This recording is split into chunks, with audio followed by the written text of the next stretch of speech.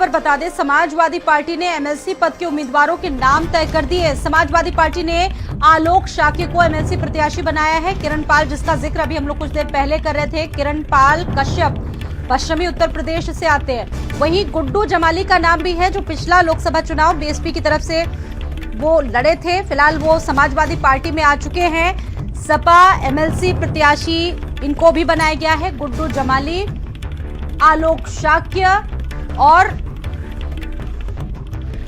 पश्चिमी यूपी के किरण पाल कश्यप को समाजवादी पार्टी ने एमएलसी प्रत्याशी बना दिया है। एमएलसी चुनाव को लेकर समाजवादी पार्टी कोई भी कोर कसर नहीं छोड़ रही है और ऐसे में देखिए, ये 3 नाम अब तक निकलकर सामने आए हैं। समाजवादी पार्टी ने 3 नामों का ऐलान कर दिया। आलोक शाक्य, किरण पाल कश्यप, जो कि पश्चिमी उत्तर प्रदेश से ताल्लुक रखते हैं। गुड्डू जमाली का पूर्वांचल में अच्छा खासा प्रभाव माना जाता है।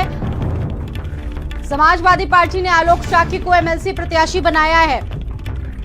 2024 चुनाव से पहले जहां एक तरफ तमाम तैयारियां की जा रही है, वहीं दूसरी तरफ एमएलसी का चुनाव भी काफी महत्वपूर्ण है। सीमा आप मेरे साथ जुड़ चुके हैं इस खबर पर। सीमा, जहां एक तरफ लोकसभा चुनाव को लेकर तमाम तैयारियां की जा रही है, वहां 3 ये नाम बहुत महत्वपूर्ण है एमएलसी चुनाव के लिए भी। किरण पाल कश्यप, जिनका जिक्र अभी हम कर रहे थे, गुड्डू जमाली भी हैं और आलोक शाक्य।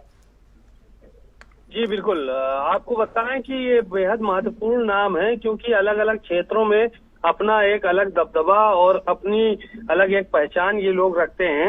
हालांकि पहले जिन नामों की चर्चा थी उसमें से नरेश उत्तम पटेल और बलराम यादव का नाम था, लेकिन अब इनके स्थान पर आलोक कुमार शाक्य और किरण पाल कश्यप, इन 2 लोगों का नाम जो है वो रखा गया है। और गुड्डू जमाली, इनका नाम पहले से था और इस बार भी जो है वो है। तो ये लिस्ट जारी हो गई है और कल नामांकन किया जाएगा। विधानसभा में नामांकन होगा एमएलसी प्रत्याशियों का। अखिलेश यादव जिसमें खुद मौजूद रहेंगे। बिल्कुल, अगर किरण पाल कश्यप की बात करें तो पश्चिमी उत्तर प्रदेश में इनका अच्छा खासा प्रभाव है और गुड्डू जमाली की बात की जाए तो ये पूर्वांचल में अच्छा खासा इनका प्रभाव है।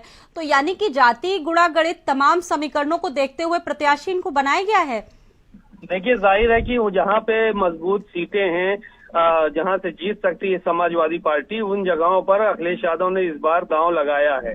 और लोकसभा चुनाव से पहले गुड्डू जमाली आजमगढ़ में ठीक ठाक दखल रखते हैं और वहां से उम्मीद है कि अखिलेश यादव खुद चुनाव लड़ेंगे। इसी तरह से किरण पाल कश्यप तो है, वो पश्चिमी उत्तर प्रदेश में शामली से आते हैं।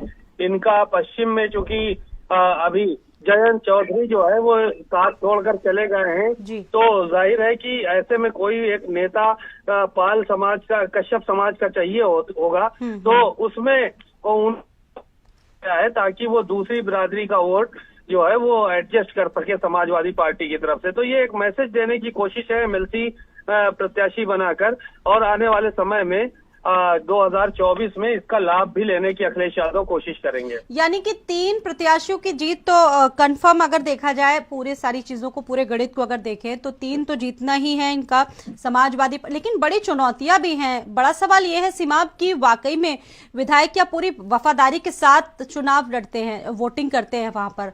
ये भी तमाम चीजें देखने वाली बात है। देखिए, अगर अब कल जब नामांकन होगा उसके बाद चीजें पता चलेंगी कि अगर अपनी सीटों से ज्यादा, अपने विधायकों से ज्यादा जो है वो भारतीय जनता पार्टी नामांकन कराती तो उसमें चुनाव की स्थिति बनेगी, नहीं तो चुनाव की स्थिति नहीं बनेगी। निर्विरोध सभी लोग निर्वाचित होंगे। अब कल के जो है वो माहौल को देखने के बाद ही पता चलेगा कि क्या होने वाला है, क्योंकि अभी भारतीय जनता पार्टी ने भी प्रत्याशी अपने मैदान में नहीं उतारे प्रत्याशी, और समाजवादी पार्टी ने भी नामांकन नहीं कराया है। अब नामांकन के बाद स्थितियां साफ होंगी। बिल्कुल, एक जाहिर सी बात है, एक बड़ी चुनौती भी है और इम्तिहान भी है समाजवादी पार्टी के लिए। विधायकों का रुख क्या होगा? फिलहाल कल जो जानकारी सीमा आप दे रहे हैं, बहुत धन्यवाद आपका। समाजवादी पार्टी ने आलोक शाक्य को एमएलसी प्रत्याशी बनाया है। इसके अलावा किरण पाल कश्यप, गुड्डू जमाली को भी समाजवादी पार्टी ने एमएलसी का प्रत्याशी बनाया है।